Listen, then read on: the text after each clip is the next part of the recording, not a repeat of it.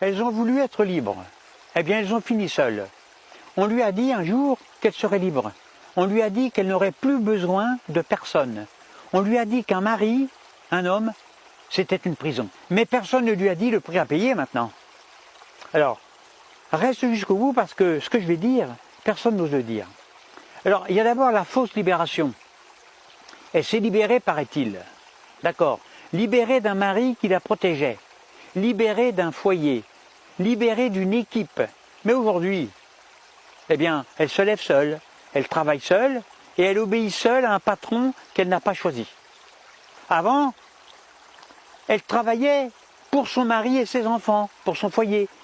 Aujourd'hui, elle travaille pour un homme qu'elle ne connaît pas, qui l'exploite, qui la presse et qui la jettera peut-être si elle n'est plus rentable.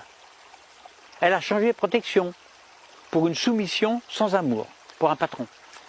Alors, on ne devient pas libre en changeant de maître, non. On devient libre en choisissant l'amour, en se soumettant à celui qu'on aime. Alors forcément, vivre seul, c'est dur maintenant, très dur. Alors elle cherche un homme maintenant. Mais pas n'importe quel, ah non, elle veut un prince qui est beau, riche, doux, disponible, déstructuré mais sécurisant, capable d'enfanter si possible. Elle veut un homme parfait. Sinon, au minimum, de payer des vacances aussi. Elle fait une liste pour ça. Elle fait une longue liste, puis elle ouvre Tinder. Et puis là, elle ne rencontre pas des hommes, non. Elle les consomme. Un de plus, un de moins, un ce soir, un autre demain. Quand l'amour devient un supermarché, eh bien, plus rien n'a de goût. Trop de choix ne rend pas heureux. Il rend indifférent. Et au bout de 2 ans, 3 ans, 4 ans, 5 ans, elle a tout essayé. Les musclés poilus, les lisses parfumées, les vieux riches qui sentent la pisse, mais qui ont une carte bleue. Et puis là, quelque chose se casse. Son regard change. Son propre corps commence à la dégoûter. Parce qu'un homme, c'est comme un yaourt. Trop de parfum tue le plaisir. À force de tous les goûter, eh bien on finit par tous les jeter. Ce n'est pas l'homme qui fatigue, c'est l'absence d'amour. Quand tout est permis, plus rien n'est désirable. Alors maintenant, venons-en au mensonge du « je suis heureuse ».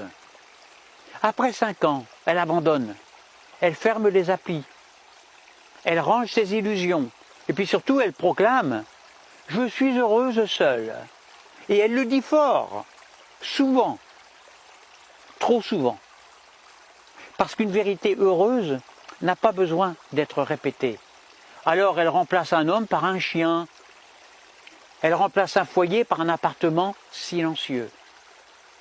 Un enfant par une perruche qui chie sur les meubles. Quand l'amour disparaît, on s'attache à n'importe quoi. On peut vivre entouré d'animaux et mourir quand même seul. Alors maintenant, ce qu'elle n'a jamais compris, c'est quoi? Eh bien, toute sa vie, elle n'aura jamais compris une chose simple. Dans un couple, il n'y a pas un dominant et un dominé, non. Il y a 2 êtres qui s'aiment et qui se donnent l'un l'autre. L'amour, ce n'est pas la domination, ce n'est pas la revanche, ce n'est pas l'ego. L'amour, c'est construire un foyer, un endroit chaud, un endroit vivant, des enfants qui rient, qui pleurent, qui grandissent, qui se chamaillent. Et ça, aucun chien, aucune tortue, aucune perruche ne le remplacera jamais. Conclusion. Les animaux, c'est mignon, nous sommes d'accord.